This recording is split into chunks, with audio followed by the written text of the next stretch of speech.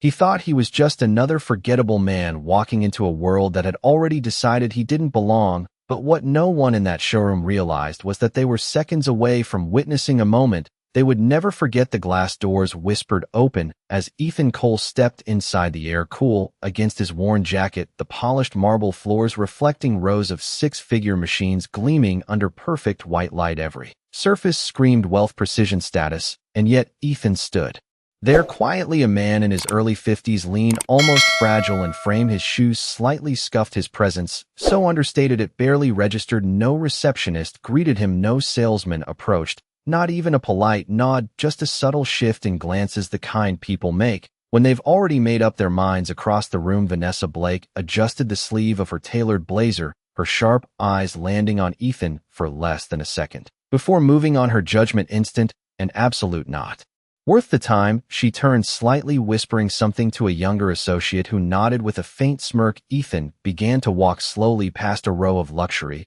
coupes, his fingers brushing lightly against the air near the vehicles, not touching, just observing, his eyes calm, focused, as if he were studying something deeper than price tags or horsepower. A nearby couple paused mid-conversation, watching him with quiet curiosity, while another salesman deliberately turned his back. The silence around Ethan wasn't peaceful, it was deliberate. It was the kind of silence that says you are invisible. Vanessa's heels clicked against the marble as she approached, stopping just close enough to assert control without offering respect. "Sir," she said smoothly, her voice polished but distant. "These models typically require prior appointments." Her eyes flicked to his jacket, then back to his face, the message clear without ever being spoken. Ethan didn't respond immediately. He simply looked at the car in front of him, then at her, his expression unreadable. And in that small moment, something subtle shifted, not in the room, but in the air, as if the space itself was holding its breath, waiting for something no one yet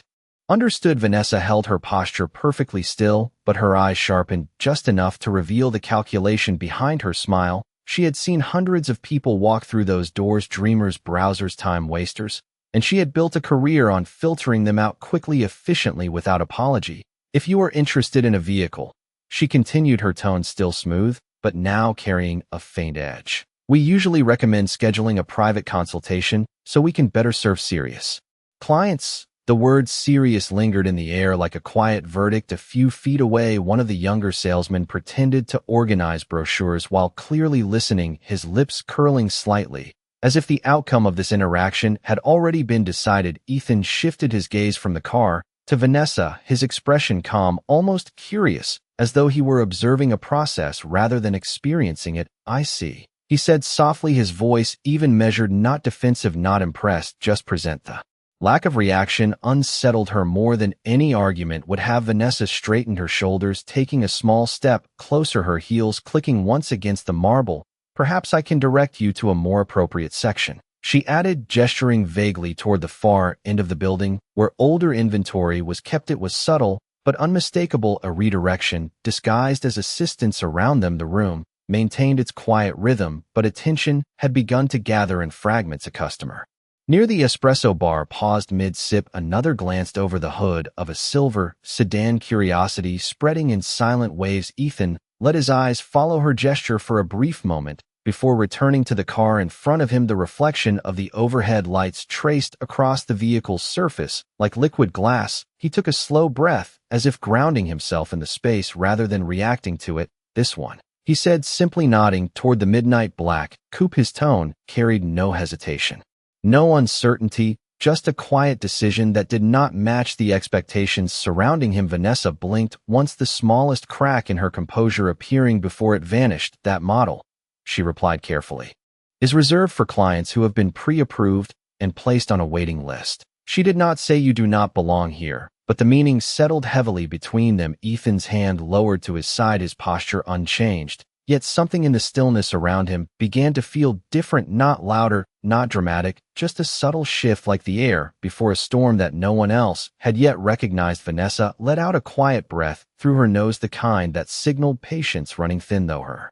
smile never fully disappeared. It simply tightened at the edges. "Then I am afraid that particular vehicle is not available to you today," she said, her voice still controlled, but now carrying unmistakable finality. The dismissal was no longer subtle. It was firm, clean, and designed to end the interaction without creating a scene. A nearby employee shifted his weight, pretending to check his tablet. While listening more closely, another customer leaned slightly to the side, trying to catch every word. The room had not stopped, but it had slowed, attention gathering like a quiet tide. Ethan remained still for a moment longer, his eyes resting on the reflection of himself in the glossy surface of the coupe. A man most would overlook, a man most had already dismissed. He tilted his head slightly, as if considering her words, not resisting them, not accepting them, just weighing them in silence. "I understand," he said finally, his tone calm, and even yet there was something beneath it now, something steady. Something that did not align with the role he had been assigned. Vanessa gave a small nod, already turning her body half away, signaling the conversation was over.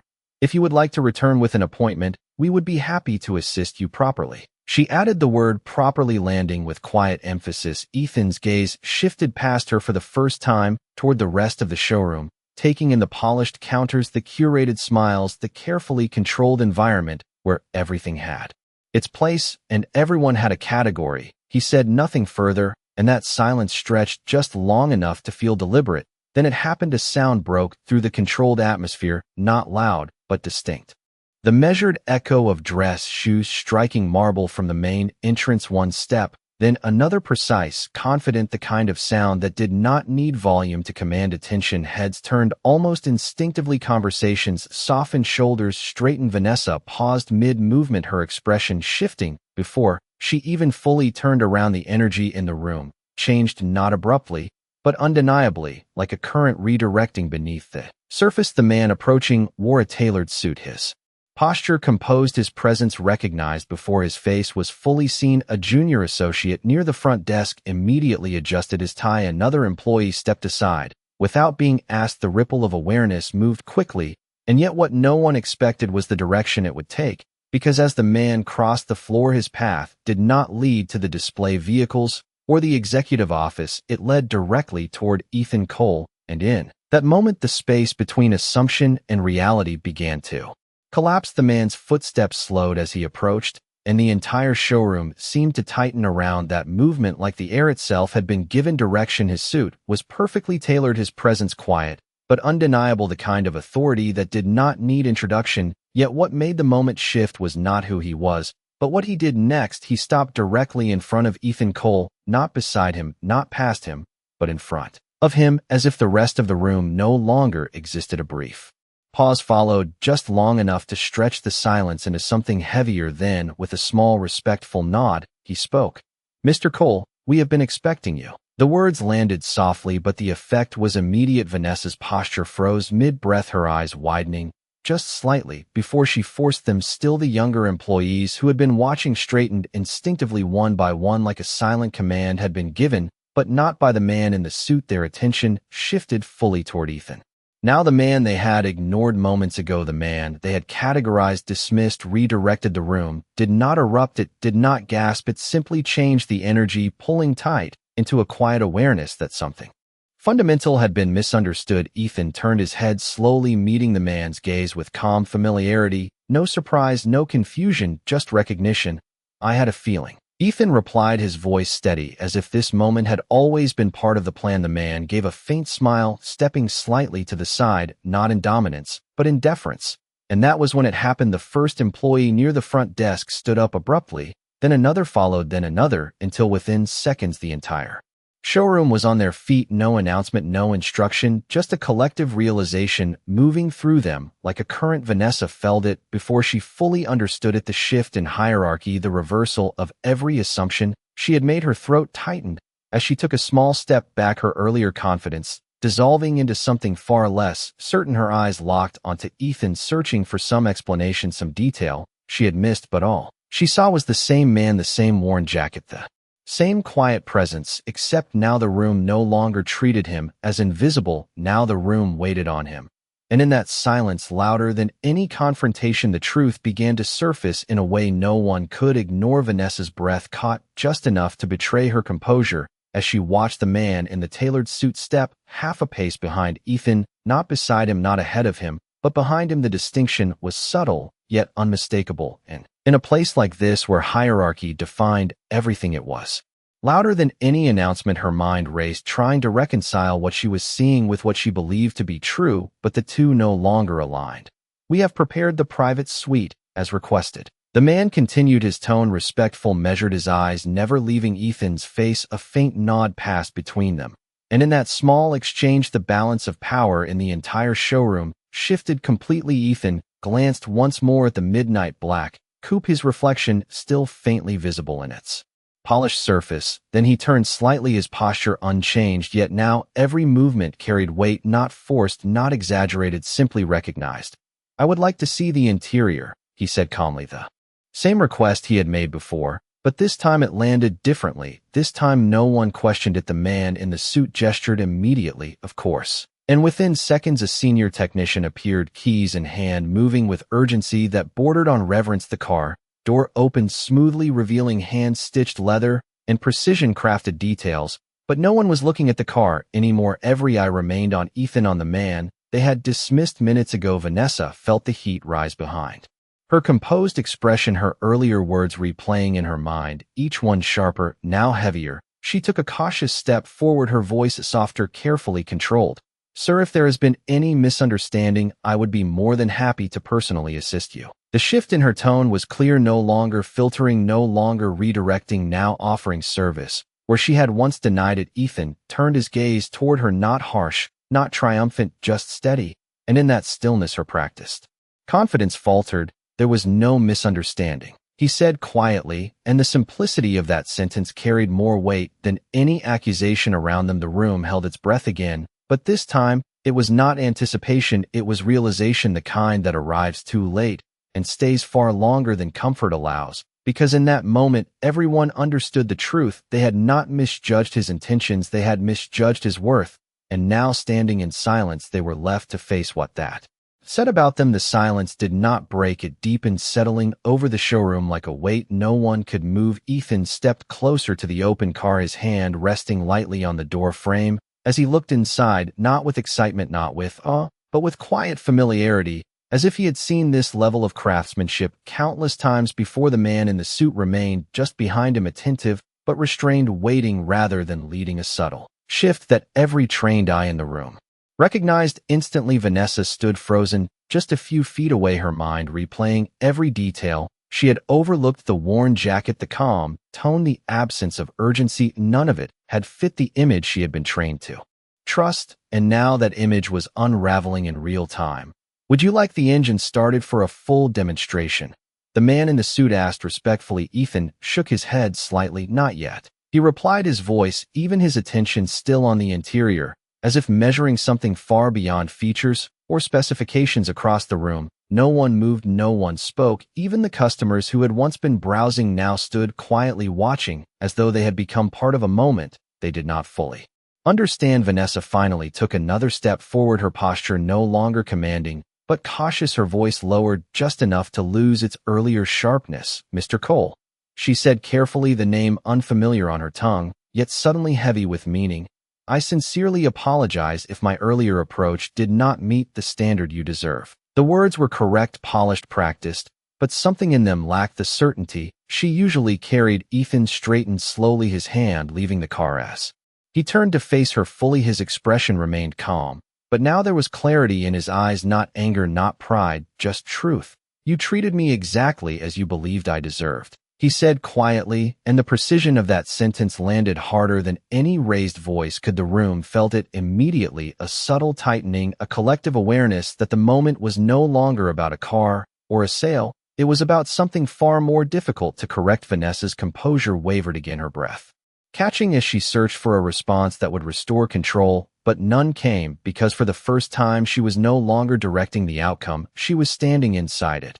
And as the weight of that realization settled, the room remained perfectly still, waiting to see what Ethan Cole would do next. Ethan did not speak immediately, and that silence stretched just long enough to shift the weight of the entire room onto a single moment. His eyes moved slowly across the showroom, not hurried, not searching, but observing, as if he were seeing it for the first time, and at the same time remembering something far older, something deeper than polished floors and curated smiles. The man in the suit remained still, Behind him, waiting without interruption, a posture that confirmed what no one had yet dared to say aloud, Vanessa stood where she was, her hands now held together in front of her, no longer commanding space, but trying to remain steady within it. Every second that passed made it harder to hold on to the version of reality she had built from quick judgments and practiced instincts. Ethan finally took a small step forward, not toward the car, but toward the center of the showroom. His presence, quiet yet now impossible to ignore, every movement drew attention, not because it demanded it,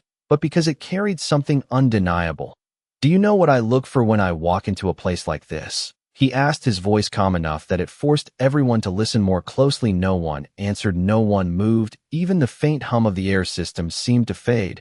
"It is not the cars," he continued, his gaze steady, but not fixed on any one person. "And it is not the price tags, or the reputation, or the name on the building." He paused just briefly enough for the words to settle.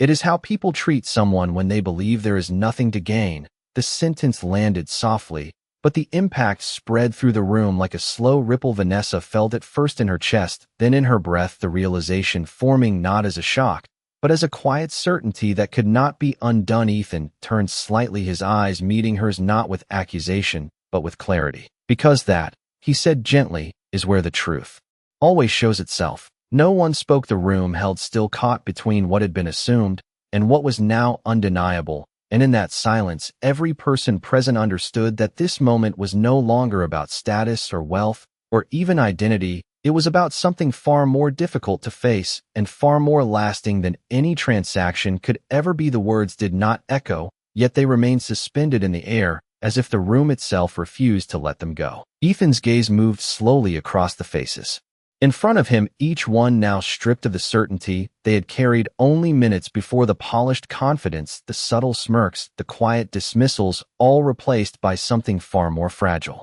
Awareness. The man in the suit shifted slightly, stepping forward just enough to stand beside Ethan rather than behind him, a change so small, yet so significant it confirmed what many were beginning to understand, but still could not fully process. "Mr. Cole," he said with quiet respect, "the board has been waiting for your final decision regarding the expansion." The sentence was simple, direct, and devastating in its clarity. Vanessa felt the ground beneath her understanding give way completely. The word "board" echoed louder than anything else, not spoken with pride, not announced with authority, just stated as fact.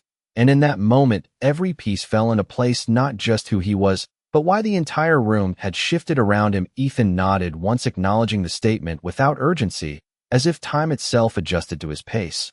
"I wanted to see it for myself first," he replied calmly, his voice steady, his attention returning briefly to the showroom, the lighting, the staff, the atmosphere, every detail now revealed not as luxury, but as reflection, a test no one knew they were taking.